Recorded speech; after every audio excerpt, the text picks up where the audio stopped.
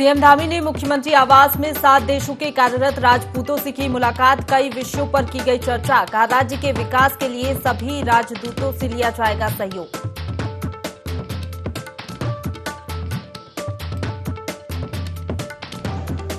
कांग्रेस के राष्ट्रीय अध्यक्ष पद के लिए मतदान जारी। शाम 4 बजे तक होगा मतदान। 223 डेलीगेट्स कर रहे हैं अपने मत का इस्तेमाल।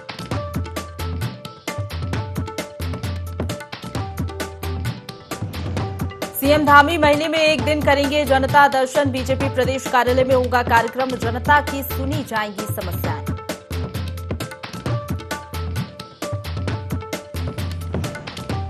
बीजेपी राष्ट्रीय महामंत्री कैलाश विजयवर्गीय के उत्तराखंड दौरे का आज तीसरा दिन। बीजेपी मुख्यालय में नगरपालिका पंचायत अध्यक्ष और ब्लॉक प्रमुख के साथ की बैठक। आगामी चुनाव के लिए विस्तार से की गई चर्चा।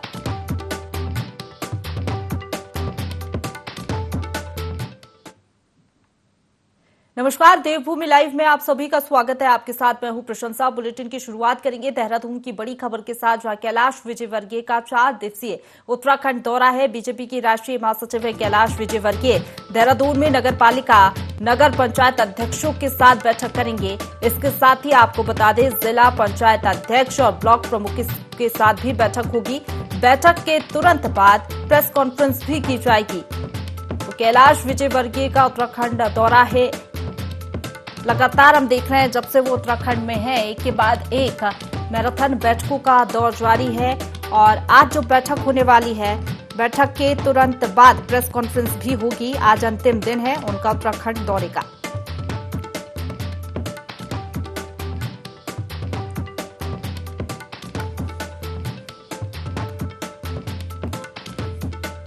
इसी खबर पर ज्यादा जानकारी के साथ हमारे साथ प्रिंसिपल करेस्पॉन्डेंट कैलाश विश्व फोन लाइन पर जुड़ गए हैं।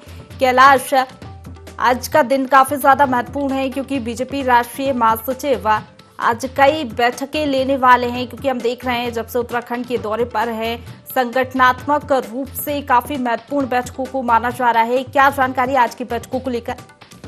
बिल्कुल, देखिए, जिस तरीके से अगर बीजेपी की बात करें तो बीजेपी में आज बहुत ही वाकई में महत्वपूर्ण दिन है। और जाहिर तौर पर जिस तरीके से अगर आज बात करें तो अभी बैठकों का जो दौर है वो चल रहा है और अभी भी इस वक्त काफी भीड़ है। जो कैलाश विजयवर्गीय है, जो राष्ट्रीय महामंत्री हैं बीजेपी के, वो इस वक्त बैठकें ले रहे हैं। और आज जो बैठकों में जो शामिल हैं वो बीजेपी के जो जिला पंचायत अध्यक्ष हैं, जो ब्लॉक प्रमुख हैं, उनकी एक संगठनात्मक बैठक ली जा रही है।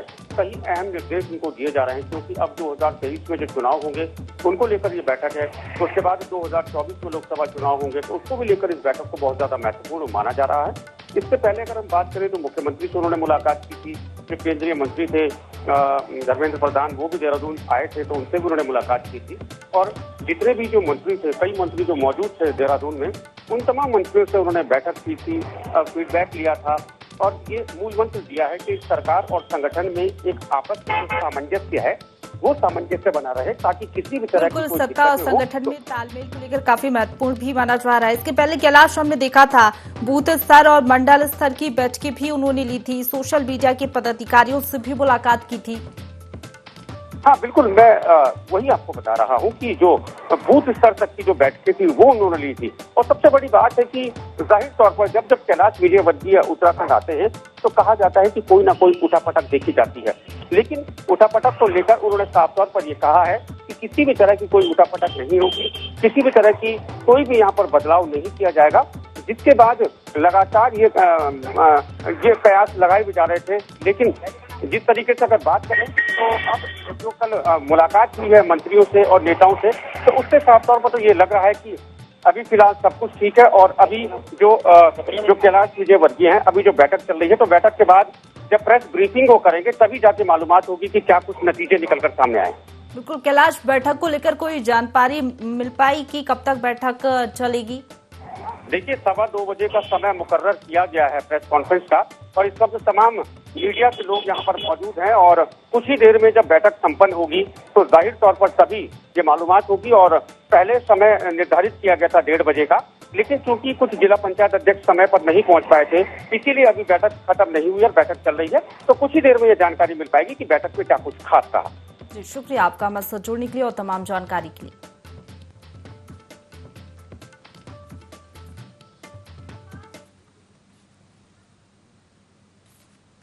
आगे बढ़ेंगे। लक्सर में बदमाशों ने पुलिस पर फायरिंग कर दी। बताया जा रहा है कि कोतवाली में तैनात पुलिसकर्मी क्षेत्र में गश्त कर रहे थे। जब पुलिस ने फ्लाईओवर ब्रिज पर 2 अज्ञात बाइक सवारों को रुकने का इशारा किया तो बदमाशों ने रुकने की बजाय पुलिसकर्मी पर फायरिंग शुरू कर दी। फायरिंग में पुलिसकर्मी गंभीर रूप से घायल हो गया है। फिलहाल पुलिस को अस्पताल में भर्ती कराया गया है, जहां पर इलाज जारी है।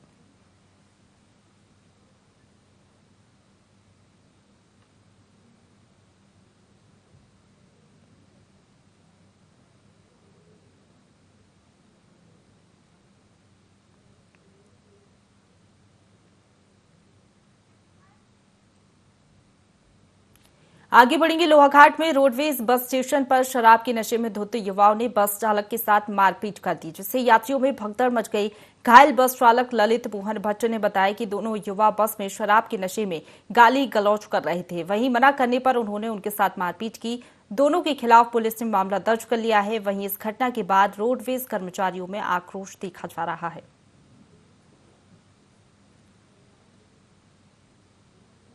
गाड़ी पे गया, जैसे ही गाड़ी स्टार्ट करी मैंने, वैसे ही ये लोग पीछे से आए मेरे, एकदम से मेरी गर्दन पकड़ के मेरे को पीछे को खींच दिया। वो मैंने यात्रियों ने इनको एकदम से पकड़ा, उस हिसाब से इनको पकड़ लिया। मैंने गाड़ी बंद करके जाके मैं बाहर उतर पाया। जैसे ही बाहर उतरा तो तीनों लोग आए और मेरे ऊपर मार पड़े। बिल्कुल कारण मुझे तो पता ही नहीं क्या कारण है करके। मैं तो अंदर ऑफिस से आया और गाड़ी में चढ़ा, गाड़ी स्टार्ट करी, एकदम वो पीछे से आ गए। मेरे को तो कुछ पता ही नहीं है। मेरे हाथ में चोट लग गई, मैं अब गाड़ी नहीं चला सकता। अभी मैं ये कार्रवाई चाह रहा हूँ कि मेरा इलाज करे और कड़ी से कड़ी सजा दिलवाए। आज भी सूचना मिली थी कि किसी रोडवेज बस अड्डे पर किसी चालक के साथ कुछ लड़कों द्वारा मारपीट की जा रही है। हमारे द्वारा तत्काल कार्रवाई करते हुए इन दोनों युवकों को पकड़ लिया गया है और जैसा भी वो कार्रवाई चाहिए वैसी कार्रवाई उनके खिलाफ कर दी जाएगी। मेडिकल रिपोर्ट बताती है उसकी, अगर चोटें ज्यादा है और अगर वो मुकदमा चाहते तो मुकदमा दर्ज हो जाएगा। आगे बढ़ेंगे। इसी बीच डोईवाला से बड़ी खबर मिल रही है, जहां सपा राष्ट्रीय अध्यक्ष Akhilesh Yadav jolly grant airport पहुंचे हैं। पिता की अस्थियां लेकर अखिलेश यादव पहुंचे हैं। यूपी के पूर्व सीएम अखिलेश यादव देहरादून हरिद्वार के लिए रवाना हो गए। अपने पिता नेताजी की अस्थियों को हरिद्वार गंगा में विसर्जित करेंगे। पूर्व सीएम अखिलेश यादव के साथ परिजन भी मौजूद हैं। बता दें आपको, शिवपाल यादव, तेज प्रताप यादव, डिम्पल यादव भी उनके साथ मौजूद हैं। कड़ी सुरक्षा व्यवस्था के बीच सड़क मार्ग से हरिद्वार रवाना होंगे। जॉली ग्रांट एयरपोर्ट पर समाजवादी पार्टी के कार्यकर्ता भी मौजूद रहे। नीलधारा स्थित नमामि गंगे घाट पर नेताजी की अस्थियां विसर्जित की जाएंगी।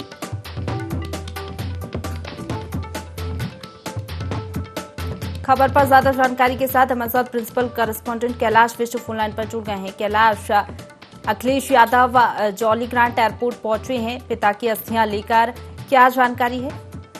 देखिए, बिल्कुल कुछ देर पहले Akhilesh Yadav jolly grant airport पहुंचे थे और अभी हरिद्वार पहुंच चुका है उनका काफिला। और आज जो पूर्व मुख्यमंत्री थे मुलायम सिंह यादव और संस्थापक थे समाजवादी पार्टी के, उनकी अस्थियों का विसर्जन आज होना है, गंगा में प्रवाहित करेंगे, जिसको लेकर कुछ देर पहले वो जॉली ग्रांट एयरपोर्ट पहुंचे और उनके साथ उनकी पत्नी समेत उनके जो चाचा हैं शिवपाल यादव और उत्तर प्रदेश में रसूखदार वो नेता हैं समाजवादी पार्टी के, ये तमाम लोग वहां पर मौजूद थे।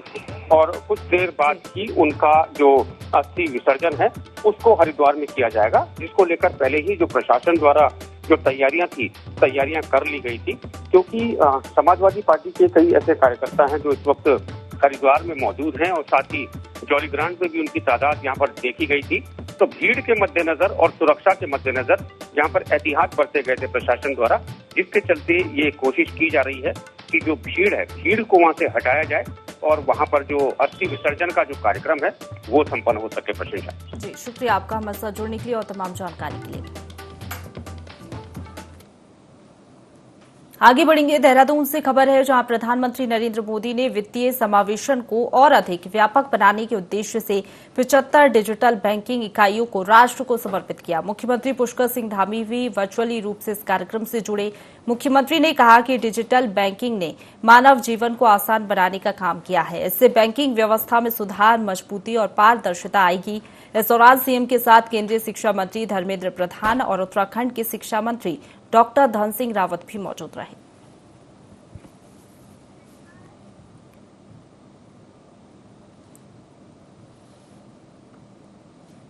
आगे बढ़ेंगे। कोसानी मोटर मार्ग पर आईटीआई कमेटी के पास दर्दनाक हादसा हो गया। बता दें कि ट्रक को ओवरटेक करते समय बाइक सवार 2 युवकों का नियंत्रण बिगड़ गया। वहीं हेलमेट न पहनने की वजह से दोनों युवकों गंभीर रूप से वो घायल हो गए हैं, जिसके कारण उनकी मौके पर ही मौत हो गई। इस दौरान मौके पर पहुंची पुलिस ने शवों को पोस्टमार्टम के लिए भेज दिया है। वहीं पुलिस पूरे मामले की जांच में जुट गई है।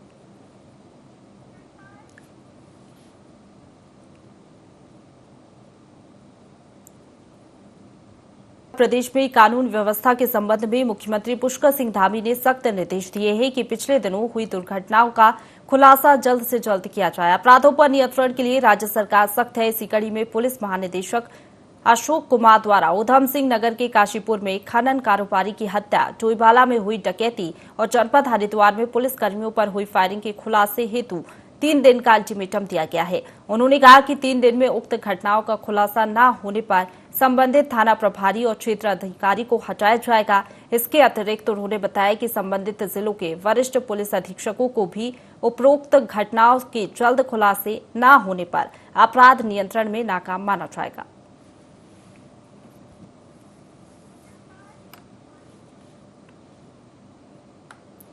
आगे बढ़ेंगे। मुख्यमंत्री पुष्कर सिंह धामी ने हंस फाउंडेशन की प्रमुख माता मंगला को उनके आवास पर जाकर उन्हें जन्म दिवस की शुभकामनाएं दी और उनकी दीर्घ आयु की कामना की। मुख्यमंत्री ने कहा कि माता मंगला का जीवन गरीबों की निस्वार्थ सेवा में समर्पित है।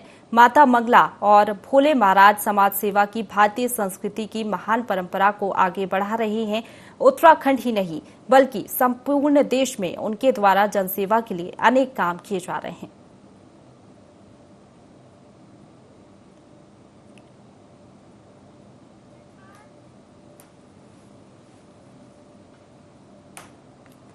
आगे बढ़ेंगे। हरिद्वार जिले के लठोरा कस्बे में वाल्मीकि शोभा यात्रा निकालने को लेकर समाज और प्रशासन के बीच तनाव बढ़ गया। जहां प्रशासन ने धारा 144 लगा दी, वहीं भारी मात्रा में पुलिस बल तैनात कर दिया।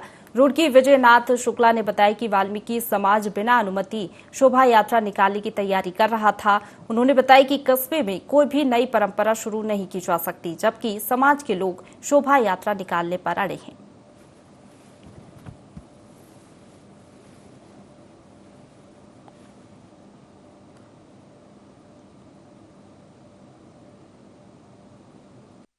ढंढोरा में शांति व्यवस्था को देखते हुए आज के दिन पर्याप्त पुलिस बल लगाया गया है और इसको 9 सेक्टरों में बांटकर जगह जगह पॉइंट्स पर बैरिकेडिंग लगाकर पुलिस बल तैनात किया गया है ताकि शांति व्यवस्था को किसी तरह की कोई खतरा ना हो, किसी प्रकार कोई दिक्कत ना हो। धारा विगत दिनों कुछ ऐसी घटनाएं हुई जिसके आधार पर ये समाधान हुआ कि त्योहारों का मौसम नज़दीक है और इनको देखते हुए शांति व्यवस्था के लिए धारा 144 लगाई जाने आवश्यक हो गई।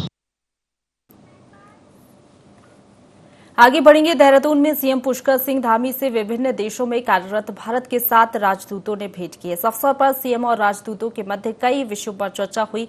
इस दौरान सीएम पुष्कर सिंह धामी ने कहा कि राज्य के 1 डिस्ट्रिक्ट टू प्रोटेक्ट को विदेशों में बढ़ावा देने के लिए राजदूतों से सहयोग लिया जाएगा। उत्तराखंड के स्थानीय उत्पादों की लोगों को विभिन्न देशों में जानकारी हो, इसके लिए और प्रयासों की जरूरत है। उन्होंने कहा कि उत्तराखंड में पर्यटन उद्योग, हॉर्टिकल्चर के क्षेत्र में अनेक संभावनाएं हैं। इनको बढ़ावा देने के लिए राज्य सरकार निरंतर प्रयास कर रही है।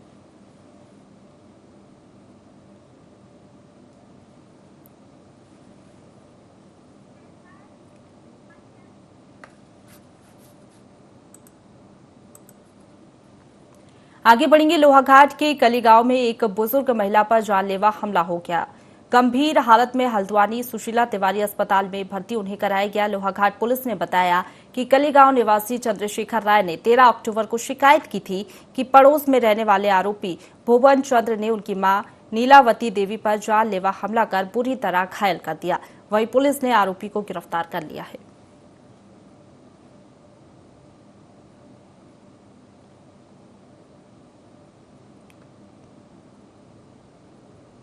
शेखर राय नामक एक व्यक्ति द्वारा मुकदमा पंजीकृत कराया गया है 13 तारीख को कि उसकी वृद्धा माताजी के साथ एक पड़ोसी भुवन राय द्वारा मारपीट कर उसे गंभीर रूप से घायल कर दिया था और जो कि जानलेवा हमला था। तो हमारे द्वारा इसमें तत्काल मुकदमा पंजीकृत करके धारा 307 की वृद्धि करके आज गिरफ्तार कर माननीय न्यायालय में पेश किया जा रहा है।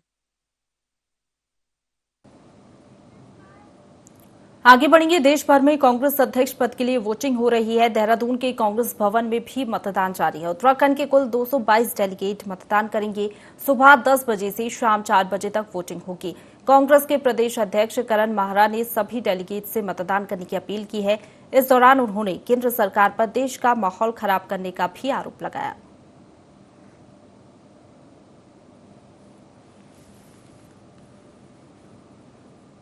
राष्ट्रीय अध्यक्ष बहुत सोच समझ के बनाए और राहुल गांधी जी ने जो भारत जोड़ो यात्रा प्रारंभ की है कन्याकुमारी से कश्मीर तक की, उसका जो उद्देश्य है उसको जो फलीभूत कर सके, जो आर्थिकी के रूप में भारत कमज़ोर हो रहा है, भारत की अर्थव्यवस्था जो कमज़ोर हो रही, इन सभी चीज़ों से जो जमकर लड़ सके, कांग्रेस को आगे बढ़ा सके, उसके लिए उसमें वोटिंग करेंगे।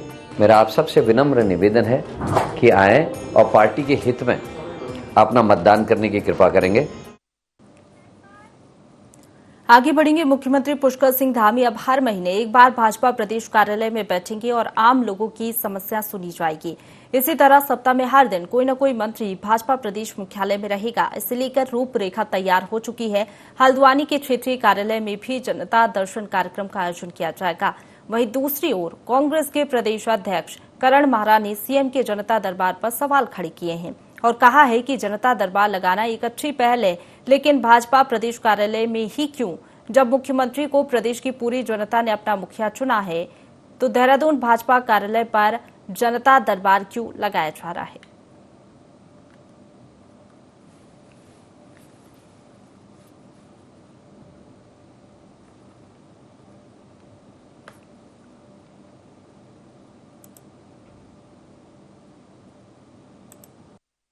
ये बहुत ही महत्वपूर्ण और ऐतिहासिक फैसला है माननीय मुख्यमंत्री जी का, और उत्तराखंड के पहले मुख्यमंत्री होंगे जो अपनी पार्टी मुख्यालय में एक दिन का समय देंगे। निश्चित रूप से पूरे उत्तराखंड से भारतीय जनता पार्टी के कार्यकर्ता भी और आम जनता के लोग भी उत्तराखंड भारतीय जनता पार्टी के कार्यालयों में आते हैं और हम सब लोगों से अपनी समस्याओं को बताते हैं। निश्चित रूप से मुख्यमंत्री जी और मंत्रीगण जब कार्यालय में बैठेंगे तो उनकी समस्याओं का निदान भी होगा, और जो सरकार का सरलीकरण है, जो सरकार जनता के द्वार जो हमारा स्लोगन है, उस पर भी हम फलीभूत होंगे। मुख्यमंत्री या मंत्री अगर दरबार लगाए एक रूटीन में तो अच्छा होगा, उसमें सब जाएंगे, लेकिन वो भारतीय जनता पार्टी के कार्यालय में एक चुना हुआ मंत्री जिसको ये कहा है, जो शपथ लेता है कि मैं अनबायस्ड होकर काम करूंगा, मैं एक रूपता से काम करूंगा, सबके लिए समदृष्टि रखूंगा, तो वो भारतीय जनता पार्टी के कार्यालय में जब वो दरबार लगाएगा तो समदृष्टि कैसे रह जाएगी? ये तो सीधा सीधा संदेश है कि आप पार्टी विशेष के लिए काम करें। मंत्री बनने के बाद तो सारे स्टेट का मंत्री है,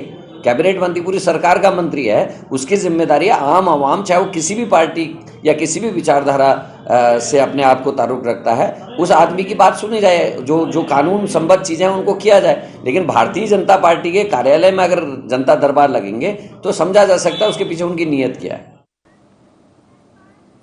आगे बढ़ेंगे। केंद्रीय शिक्षा मंत्री धर्मेंद्र प्रधान की अध्यक्षता में मुख्यमंत्री आवास पर शिक्षा और कौशल विकास विभाग की समीक्षा बैठक हुई, जिसमें मुख्यमंत्री पुष्कर सिंह धामी, प्रदेश शिक्षा मंत्री डॉक्टर धन सिंह रावत समेत अन्य अधिकारी मौजूद रहे। बैठक में केंद्रीय शिक्षा मंत्री धर्मेंद्र प्रधान ने कहा कि उत्तराखंड में नई शिक्षा नीति के सफल क्रियान्वयन के लिए डाइट को भी इस ओर ध्यान देना होगा। भारत मिशन के तहत बच्चों को पढ़ने, लिखने और बोलने के लिए बेहतर प्रशिक्षण देना होगा।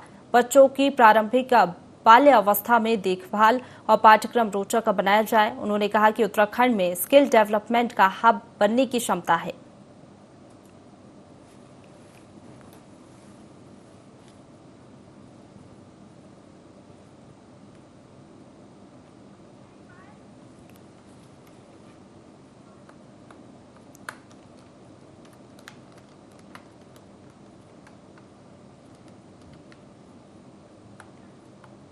तो केंद्रीय शिक्षा मंत्री धर्मेंद्र प्रधान का दौरा रहा। शिक्षा और कौशल विकास विभाग की बैठक ली। कई महत्वपूर्ण विषयों पर इस दौरान चर्चा की गई।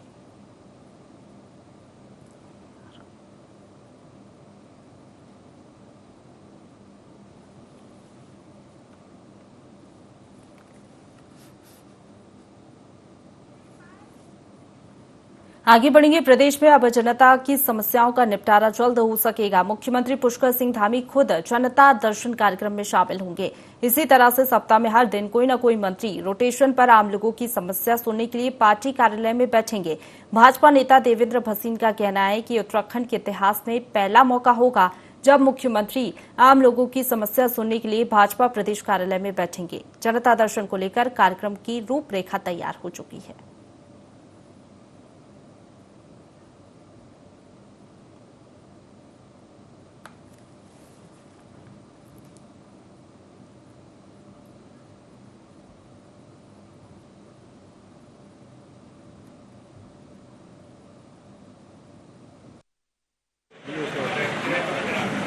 जनता के साथ सीधे संवाद में लगातार बने हुए हैं और उसी क्रम में भारतीय जनता पार्टी के प्रदेश कार्यालय में वे माह में एक बार समय देंगे और यहाँ कार्यकर्ताओं से भी और जो लोग यहाँ पर आएंगे उनसे भी संवाद करेंगे, उनकी समस्याओं का भी निदान करेंगे। तो ये उनकी जो एक कार्यशैली है कि लोगों से सीधा मिलना, कार्यकर्ताओं से सीधा मिलना, उसी का अपने आप में परिणाम है।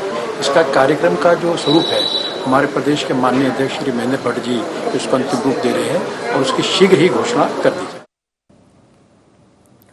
आगे बढ़ेंगे। कांग्रेस पार्टी के लिए आज का दिन ऐतिहासिक है। कांग्रेस अध्यक्ष पद के लिए सुबह 10 बजे से शाम 4 बजे तक वोटिंग होगी। कांग्रेस के अंतरिम अध्यक्ष सोनिया गांधी और पूर्व पीएम डॉक्टर मनमोहन सिंह राष्ट्रीय राजधानी दिल्ली में वोट करेंगे, तो वहीं भारत जोड़ो यात्रा की अगुवाई कर रहे राहुल गांधी कर्नाटक के बेल्लारी में मतदान करेंगे। पार्टी में 22 साल बाद अध्यक्ष पद के लिए चुनाव हो रहा है, जबकि 24 साल बाद गांधी परिवार से बाहर का कोई व्यक्ति अध्यक्ष होगा।